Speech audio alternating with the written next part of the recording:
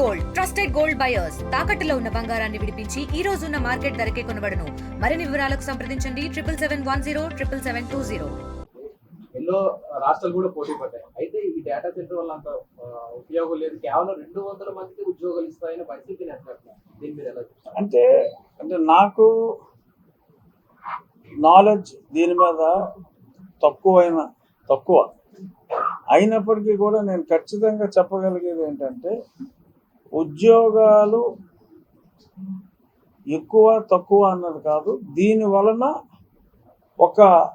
ఒక ఫిలిప్ ఒక బూస్ట్ ఈ ఇన్ఫ్రాస్ట్రక్చర్ వచ్చినందువల్ల ఈ ఇన్ఫ్రాస్ట్రక్చర్ ఇక్కడ ఉంది కాబట్టి ఆ వచ్చే ఇన్ఫ్రాస్ట్రక్చర్లో చాలా ఎక్కువ జాబ్స్ ఇందులో పర్సే ఒక 10,000 రావచ్చు. కానీ ఈ 10,000 ఉద్యోగాలు వచ్చే ఇన్ఫ్రాస్ట్రక్చర్ వలన రేపు భవిష్యత్తులో 1,00,000 ఉద్యోగాలు వచ్చే దీన్ని ఉపయోగించుకుని వచ్చే ఇండస్ట్రీస్ అయితే దీనికి ఎన్నో రెట్లు 10 రెట్లు కావచ్చు, 20 రెట్లు కావచ్చు, ఎన్నో రెట్లు ఉద్యోగం పొటెన్షియల్ ఉన్న ఇండస్ట్రీస్ అంటే AI based or IT based industries రావటం అనేది ఖాయం. అందుకనే ఎంతోమంది పక్క రాష్ట్రాలు కూడా బాధపడుతున్నారు, మరి వాళ్ళు కూడా కామెంట్లు చేస్తున్నారు. జనరల్గా అందరినీ ద్రాక్ష పండు పుల్లను కాబట్టి కొన్ని నెగిటివ్ కామెంట్స్ కూడా చేస్తారు.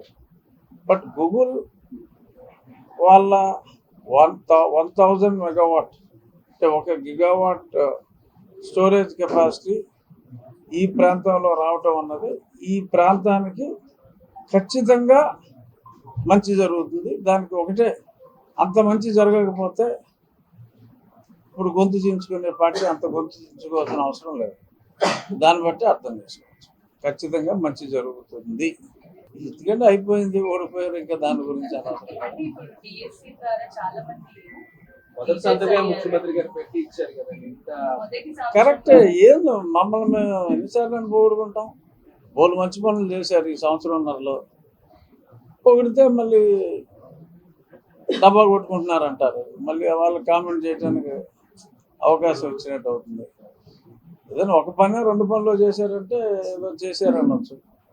డెఫినెట్గా many good things were happening. మళ్ళీ ఇంకో 2వ డిఎస్సి కూడా త్వరలోనే పెడతామని చెప్పడం జరిగింది. ఇంకా చాలా ఉద్యోగాలు ఫిలప్ చేయడం జరుగుతుంది. కొంచెం ఫైనాన్స్ వాళ్ళ ప్రతిబంధకాలు ఉన్నప్పటికీ కూడా అవన్నిటిని అధిగమించి సర్వీస్ కమిషన్ కూడా నిన్న మేము చర్చ జరిగింది. మాకు ఈ ఫుడ్ సేఫ్టీ డిపార్ట్మెంట్లో కూడా సుమారు ఒక 150 ఉద్యోగాలు తక్షణం ఫిల్ చేయమని చెప్పి కూడా ముఖ్యమంత్రి గారు చెప్పడం జరిగింది. సో అభివృద్ధి పదంలో ఉన్నప్పుడు డెఫినెట్గా అది పర్మనెంట్ జాబ్స్ కావచ్చు, కొన్ని to start with temporary jobs కావచ్చు. అభివృద్ధి అంటూ కంటిన్యూస్గా జరుగుతున్నప్పుడు డెఫినెట్గా ఉద్యోగాల కల్పన ఆటోమేటిక్గా జరుగుతుంది. సరైన దిశలో ఆర్థికంగా మరి ఎన్నో ఒడిదుడుకులు ఉన్నప్పటికీ కూడా చంద్రబాబు నాయుడు గారు మరి ఇవాళ ఉన్న ఆర్థిక పరిస్థితుల్లో మరి ఇంతకు మించి ఇప్పుడు విశాఖపట్నం మెట్రో వస్తుంది, అది టెండర్లు కూడా అయిపోయినాయి, చూశారు. గూగుల్ ఖచ్చితంగా వస్తుంది, చూశారు. ఆర్సిలర్మిట్టల్ అది డెఫినెట్గా ఖచ్చితంగా వచ్చే ప్రాజెక్టే. మరి సుమారు దగ్గర ఒక 4-5 లక్షల కోట్ల ఇన్వెస్ట్మెంట్ ఈ ఉత్తరాంధ్ర ప్రాంతంలో చాలా స్పష్టంగా విజిబిలిటీ అయితే క్లియర్గా ఉంది. ఇది ఆయన రాకూడదు, నాకు ప్రతిపక్ష హోదా ఇస్తేనే ఆయన వస్తాను అని ఆయన వాదంలో ఆయన ఉన్నారు. మరి అది నిలబడిన వాదం. మరి ప్రతిపక్ష హోదా వస్తుందా రాదా అనేది తెలియాలి అంటే ఇంకొక 3.5 సంవత్సరాలు ఆగాలి. మరి ఈలోపు ప్రతిపక్ష హోదా వచ్చే అవకాశం లేదు. సో కాబట్టి అది ఆయన తెలుసుకొని ఇప్పుడు మళ్ళీ ఆయన కూడా ఈ పాటికి ఇంటర్వ్యూ మొదలుపెట్టి ఉంటారు. ఆయన ఏం మాట్లాడతారో తెలియదు. ఇది వచ్చేసారి అసెంబ్లీకి వస్తానంటారా, ఎందుకంటే ప్రతిపక్ష హోదా రాదు కాబట్టి, లేదు వచ్చిన తర్వాతే వస్తానంటారా అది నేను చెప్పలేను. కానీ ఆయన వస్తే ప్రజలకు కూడా మంచిది, ఆయన నియోజకవర్గానికే కాదు ప్రజలందరికీ కూడా. ఎందుకంటే ఆయన ప్రతిపక్ష నాయకుడు హోదా లేకపోవచ్చు, కానీ ప్రధాన ప్రతిపక్షానికి ఆయన నాయకుడే కాబట్టి ఖచ్చితంగా ఆయన వస్తే బాగుంటుంది అనేది అన్ని పార్టీల, ఇప్పుడు భారతీయ జనతా పార్టీ తరఫున విష్ణుకుమార్ రాజు గారు ఫ్లోర్ లీడరు, ఆయనైనా కూడా వస్తేనే బాగుంటుంది, చర్చ జరుగుతుంది. ఆయన నీలాపు నిందలు వేసినా సరే దానికి సమాధానం చెప్పే అవకాశం సభలో ఉంటుంది.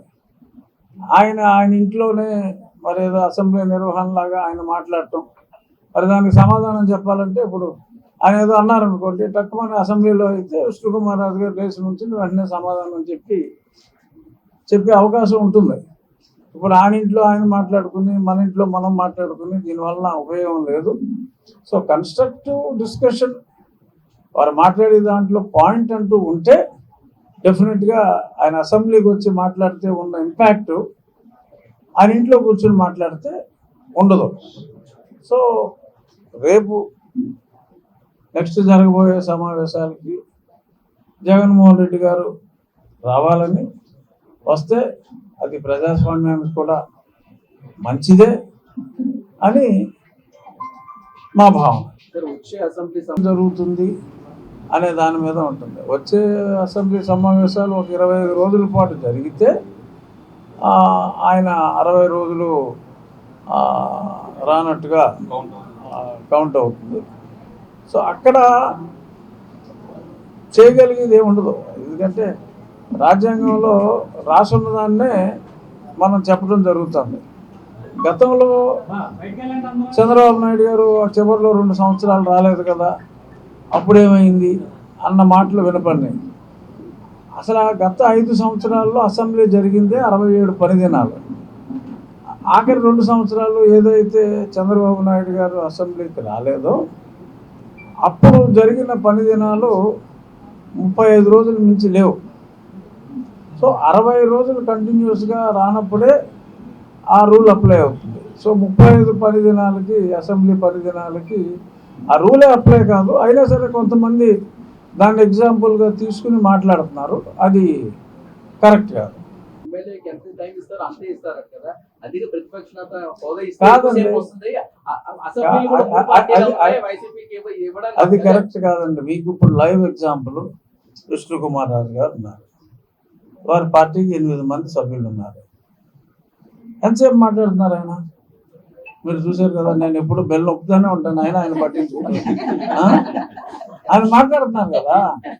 సో మరి 8 మంది సభ్యులు ఉన్న విష్ణుకుమార్ రాజు గారు మాట్లాడుతున్నప్పుడు మరి ఆయనకి 11 మంది సభ్యులు ఉన్నారు. ఆయనతో కలిపి 11 మంది సభ్యులు ఉన్నప్పుడు డెఫినెట్గా సమయం అన్నది వారు మాట్లాడే ఆ కంటెంట్ని బట్టి, ఆ పాయింట్ని బట్టి ఉంటుంది. సో అసలు రాకుండానే నాకు సమయం ఇవ్వట్లేదు, నాకు సమయం ఎవరు అని మాట్లాడటం. ఎందుకంటే ఏం మాట్లాడతారో తెలియకుండా, సబ్జెక్ట్ ఏంటో తెలియకుండా నాకు సమయం ఇవ్వట్లేదు అని మాట్లాడటం సమంజసం కాదు. అదే అసలు ఆయన వచ్చి ఆయన ఇవ్వకపోతే, ఇదిగో ఇంత ఇంపార్టెంట్ సబ్జెక్ట్ నేను మాట్లాడుతున్నాను, మధ్యలో నన్ను ఆపేశారు అని చెప్పి అంటే అదొక రకమైన మెసేజ్ ఇచ్చినట్టు అవుతుంది. అసలు ఆయన రాకుండానే ఆయన వచ్చినట్టు, మేము సమయం ఇవ్వనట్టు, బెల్ నొక్కి ఆపేసినట్టు ఆయన ఊహించేసుకుని ఈ రకంగా నిందలు వేయడం అనేది, మరి ఒక ముఖ్యమంత్రిగా ఉన్నారు, ఆయన ఎంపీగా పనిచేశారు, ప్రతిపక్ష నాయకుడిగా కూడా అంతకు మునుపు పనిచేశారు. ప్రతిపక్ష నాయకుడు హోదా కూడా ఆయనకి కొంతమంది చేశారు కదా 5 సంవత్సరాలు. ముఖ్యమంత్రిగా 5 సంవత్సరాలు చేశారు, 1 సంవత్సరం 2 సంవత్సరాలు ఎంపీ చేశారు. సో మరి ఇన్ని చేసిన వ్యక్తి అసలు హౌస్కు రాకుండానే నాకు సమయం ఇవ్వరు అని చెప్పి ఆయనకు అనుకోవటం అది సమంజసం కాదు. అలాగే మేము ఎంత టైం ఇస్తామని చెప్పి ఆ సబ్జెక్ట్ తెలియకుండా, ఇప్పుడు ఎందుకంటే ఒక్కొక్క బిల్లు మీద, ఆ బిల్లు మీద ఎంత సమయం కేటాయించాలి అనేది సభ ఒక నిర్ణయం తీసుకుంటుంది. దాన్ని బట్టి వారి స్ట్రెంగ్త్ని బట్టి ఇవ్వటం జరుగుతుంది. కానీ డెఫినెట్గా ఆల్వేస్ ఎక్సెప్షన్స్ ఉంటాయి. ఒక పర్టికులర్ సబ్జెక్టు 4 పార్టీలు మాట్లాడాలి అంటే ఆ పార్టీ స్ట్రెంగ్త్ ప్రామాణికంగా తీసుకున్నప్పటికీ కూడా ఇప్పుడు పార్లమెంట్లో కొంతమంది ఇండిపెండెంట్ ఎమ్మెల్యేస్ ఉంటారు, సింగిల్ ఆర్ ఒక పార్టీకి సంబంధించి ఒక ఎంపీఏ ఉంటారు. మాకు బేనీవాల్ హనుమాన్జీ అని ఒక పార్లమెంట్లో ఆయన లోక్ తాంత్రిక్ ఏదో పార్టీ రాజస్థాన్లో ఆయన ప్రతిసారి మాట్లాడతారు, లోక్సభలో ఆయనకు వచ్చేది. సో అలాగా ఖచ్చితంగా జగన్మోహన్ రెడ్డి గారు ఏమైతే ఎక్స్ప్రెస్ చేయాలనుకుంటున్నారో అది నిజమైన అబద్ధమైన ఎక్స్ప్రెస్ చేసే అవకాశం నార్మల్గా ప్రతి పార్టీకి వస్తుంది. ఆయన ఒకసారి కూడా అసెంబ్లీకి రాకుండా మరి ఆ రకంగా మాట్లాడటం మరి మానేస్తే బాగుంటుంది అనేది మా అభిప్రాయం. ఏమండి, అది నిన్న నేను చెప్పవలసింది చెప్పా. సో ఇంకా దాని గురించి మాట్లాడటం అనవసరం. అవును, ఫిర్యాదులు పంపారు కదా, ఫిర్యాదుల మీద విచారణ జరుగుతుంది. ఏముంది, అది ఎంతమంది ఇంత పెద్ద ఆంధ్ర రాష్ట్రంలో ఉన్న ఎంతమంది ఉంటారు? ఒక 200 మంది ఉంటారు డిఎస్పీలు ఉంటారు కదా. 200 మంది డిఎస్పీల్లో ఒక డిఎస్పీ గారి మీద ఒక ఆరోపణ వచ్చింది, దాని మీద విచారణ జరుగుతుంది. దాని గురించి విశాఖపట్నంలో ఏ ఊరు పడితే ఆ ఊర్లో అంత డిస్కషన్ జరగవలసిన, నేను సపోర్ట్ చేయటం కాదు అక్కడ. నేను నా పరిధిలో పనిచేస్తున్న వ్యక్తి, ఆయన సరిగ్గా పనిచేస్తున్నారు అనేది నాకున్న సమాచారం మేరకు. ఇప్పుడు ఈయన దగ్గర పనిచేస్తున్న ఒక ఆఫీసర్ ఉన్నారు, విష్ణుకుమార్ రాజు గారు, అంటే ఈ పరిధిలో ఒక పోలీస్ ఆఫీసర్ ఉన్నారు. ఆ పోలీస్ ఆఫీసర్ గారి గురించి ఆ పనితీరు మీద బాగోలేదు అనుకోండి, కంప్లైంట్స్ విష్ణుకుమార్ రాజు గారికి తెలుస్తాయి. అలాగా నా పరిధిలో నేను రోజు కనీసం ఒక 500-600 మందిని కలుస్తా, వారానికి 5 రోజులు అక్కడ ఉంటున్నా. నాకెవరో కంప్లైంట్ ఇవ్వలేదు. సో పనితీరు బాగానే ఉందనే నేను అనుకుంటున్నాను. ఎందుకంటే డెకాయిటీల్లో వీటిల్లో పట్టుకున్నప్పుడు బెస్ట్ క్రైమ్ కంట్రోల్ అని ఒక అవార్డు కూడా పోలీస్ శాఖే కొద్ది నెలల క్రితం ఆ డివిజన్కి ఇచ్చింది. సో వాటిని బేస్ చేసుకుని నేను నాకు వచ్చిన ఇన్ఫర్మేషన్ ప్రకారం ట్రాక్ రికార్డు బాగుంది అని చెప్పా. అన్నీ నాకు తెలియచ్చు, తెలియకపోవచ్చు.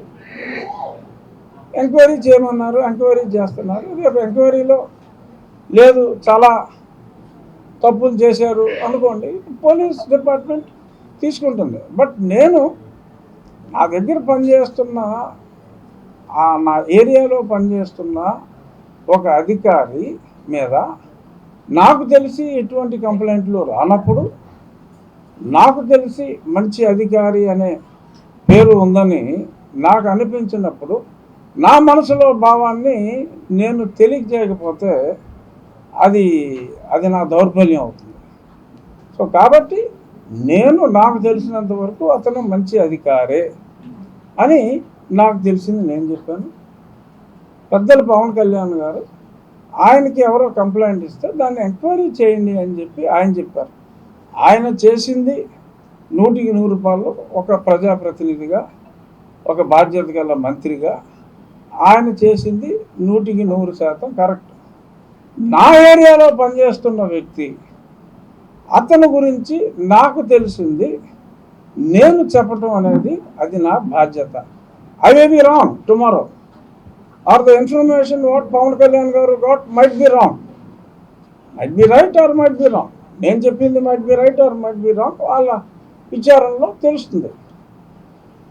దానికి ఇంత భారీగా ఏదో deputy CM versus deputy speaker అని ఏదో డిప్యూటీ కామన్గా ఉందని, ఆయన పోస్ట్ చాలా పెద్దది. నేను డిప్యూటీ అని ఉన్నంత మాత్రాన ఆయన డిప్యూటీ చీఫ్ మినిస్టర్ హోదాలో ఉన్నారు. కూటమిలో ఒక ప్రముఖ నాయకుడు, ఒక పార్టీ అధినేత. సో కొంతమంది నేనేదో కాంట్రడిక్టింగ్గా మాట్లాడారు అనుకుంటున్నారు. లేదు, పవన్ కళ్యాణ్ గారు మాట్లాడిన దాన్ని నేను పూర్తిగా సమర్థించా. నాకు తెలిసిన ఇన్ఫర్మేషన్ కూడా నేను చెప్పడం జరిగింది, అంతే. నాకు తెలిసిన ఇన్ఫర్మేషన్, నాకు తెలిసినంత వరకు మంచి అధికారి అని నాకు తెలిసిందని చెప్పాను. పవన్ కళ్యాణ్ గారి అభిప్రాయంతో నేను పూర్తిగా ఆయన ఉన్న పొజిషన్లో ఆయనకి ఒక కంప్లైంట్ వచ్చినప్పుడు ఆయన చేసింది 100% కరెక్ట్. ఆయన ఎంక్వైరీ చేయమన్నారు, ఎంక్వైరీ చేసి చర్యలు తీసుకోమన్నారు. ఎంక్వైరీ చేయొద్దని చెప్పలేదు, నువ్వు వెంటనే తీసేయాలి అని అనలేదు. ఆయన చక్కగా ఆలోచించి ఆయన నిర్ణయం చెప్పారు. సో నాకు తెలిసింది, ఎందుకంటే ఆ ఏరియాలో ఆయన భీమవరం ఉండి ఈ 2 ప్రాంతాలకి సంబంధించి అధికారి. సో నా ఏరియాలో మా భీమవరం ఎమ్మెల్యే గారికి మాకు తెలియంది, పవన్ కళ్యాణ్ గారికి ఎవరో వెళ్ళి చెప్పారు, తప్పలేదు, ఎంక్వైరీ చేయమన్నారు. సో ఆయన ఎంక్వైరీ చేయమన్న దాన్ని నేను మనస్ఫూర్తిగా స్వాగతిస్తున్నాను. నాకు తెలిసిన విషయం, బాధ్యత గల ఎమ్మెల్యేగా, డిప్యూటీ స్పీకర్గా కాదు, మళ్ళీ డిప్యూటీ స్పీకర్ అంటున్నారు, ఆయన డిప్యూటీ సీఎంగా అడిగారు. నేను డిప్యూటీ స్పీకర్గా చెప్పలా, నా ప్రాంతంలో పనిచేస్తున్నారు కాబట్టి ఒక ఎమ్మెల్యేగా నాకు తెలిసిన విషయాన్ని నేను క్లారిఫై చేశాను. ఇందులో నేను పవన్ కళ్యాణ్ గారి అభిమానినే, అది ఎన్నోసార్లు చెప్పాను, ఆయనకి చెప్పాను, మళ్ళీ చెప్తున్నా. ఎందుకంటే కొంతమంది పవన్ కళ్యాణ్ గారి అభిమానులు అపార్థం చేసుకున్నట్టున్నారు. సో నేను ఆయన నిర్ణయాన్ని సమర్థిస్తూ నా మనసులో ఉన్నది నేను చెప్పటం జరిగింది.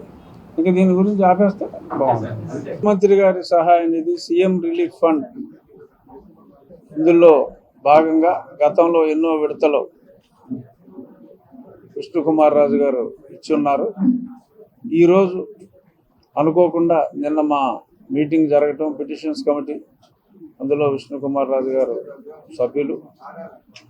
ఆ సందర్భంగా ఈ చెక్స్ వచ్చినాయి, రేపు మనం కలిసి ఇక్కడ మా ఆఫీస్లో ఈ చెక్స్ పంపిణీ చేద్దాం ముఖ్యమంత్రి గారి రిలీఫ్ ఫండ్ నుంచి అన్న వెంటనే తప్పకుండా రెగ్యులర్గా మా నియోజకవర్గంలో కూడా ప్రతి నెల ఇంచుమించుగా 2 సార్లు ప్రతి 15-20 రోజులకి ఒకసారి ఇదే కార్యక్రమం చేపడుతున్నాం.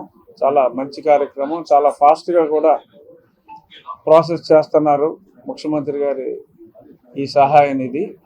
సో తప్పకుండా మీతో పాటు ఆ కార్యక్రమంలో పాల్గొంటానని చెప్పి ఆయన అడిగిన వెంటనే చాలా సంతోషంగా ఇక్కడికి రావడం జరిగింది.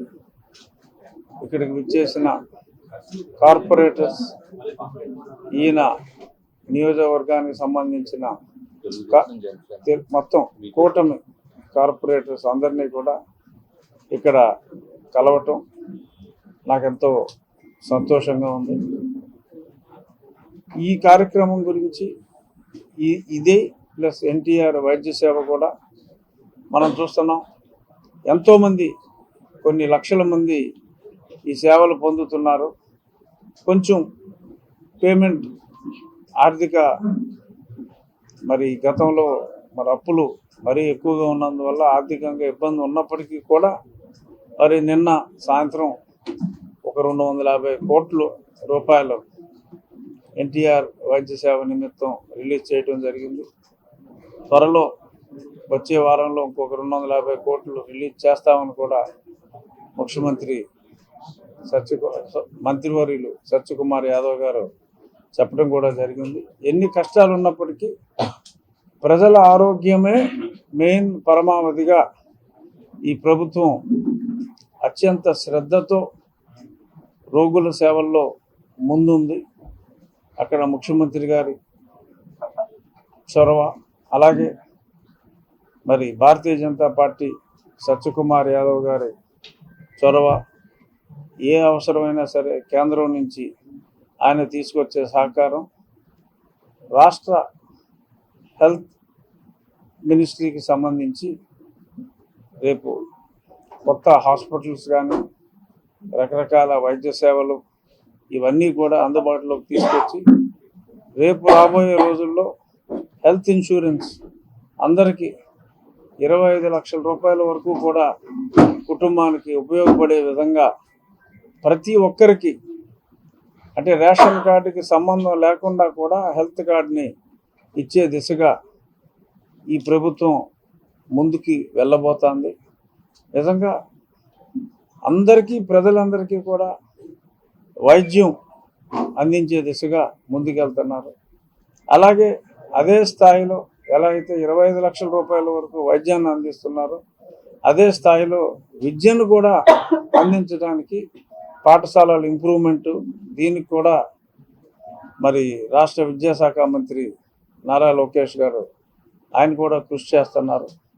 ఈ విద్య, వైద్యం ఏదైతే అత్యంత ప్రతి ఒక్కరికి అవసరమో దానికి ఈ ప్రభుత్వం అత్యంత ప్రయారిటీ ఇవ్వటం, ఆ దిశగా ముందుకెళ్ళటం ఎంతో ప్రజలందరికీ కూడా రాబోయే రోజుల్లో ఎంతో సంతోషం కలిగించే అంశం అని చెప్పి ఈ సందర్భంగా ఈ చెక్ రిలీజ్, ముఖ్యమంత్రి సహాయ నిధి చెక్ రిలీజ్ సందర్భంగా రాబోయే రోజుల్లో ఏ రెండు విద్యా, వైద్యం ఎలాగా జెట్ స్పీడ్లో ముందుకు వెళ్ళబోతున్నాయో అనేది చర్చించుకోవాల్సిన సమయం, సందర్భం కాబట్టి వాటి గురించి కూడా నేను మాట్లాడటం జరిగింది.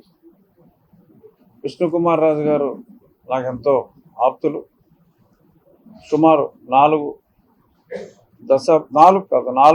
దశాబ్దాల క్రితం మేము ఒకే క్లాస్లో బీఫార్మసీలో జాయిన్ అయ్యాం. తర్వాత ఆయన ఇంజనీరింగ్ కాలేజీకి వెళ్ళిపోయారు ఆంధ్ర యూనివర్సిటీలో. అప్పటి నుంచి కూడా మేము మంచి స్నేహితులు. ఇప్పుడు ఒకే శాసనసభలో, అప్పుడు ఒకే క్లాసులో ఉన్నవాళ్ళం, ఇప్పుడు ఒకే శాసనసభలో మరి ఒక జాతీయ పార్టీ ప్రతినిధిగా, ఫ్లోర్ లీడర్గా ఆయన ఉంటాం. నేను కూడా అదే శాసనసభలో డిప్యూటీ స్పీకర్గా ఉంటాం. చాలా ఆనందంగా, ఆశ్చర్యంగా కూడా మరి ఒకప్పుడు ఒక క్లాసులో ఉన్న వాళ్ళం మళ్ళీ అదే అసెంబ్లీలో మంచి స్థానాల్లోనే అలా ఉండగలగటం నిజంగా. ఆ తర్వాత మళ్ళీ ఇలా మీ ముందు ఆయన ఆఫీస్లో కూర్చుని ఈ చెక్కులు పంపిణీ మీ అందరితోటి కలిసి మాట్లాడటం చాలా హ్యాపీగా నేను ఫీల్ అవుతున్నాను. ఈ సందర్భంగా అకేజన్ కూడా మీతో పంచుకుంటున్నాను. Thank you. తెలుగులో న్యూస్ కి ఫాస్టెస్ట్ యాప్ ఇప్పుడు టోటల్లీ న్యూ అవతార్లో జస్ట్ 5 seconds లో కంప్లీట్ న్యూస్. సోషల్ మీడియాలో ట్రెండ్స్ కి one stop solution. Live TV app voice search option తో ఇప్పుడే డౌన్లోడ్ చేయండి లేదా అప్డేట్ అయిపోండి. యాప్ లింక్ డిస్క్రిప్షన్ లో ఉంది.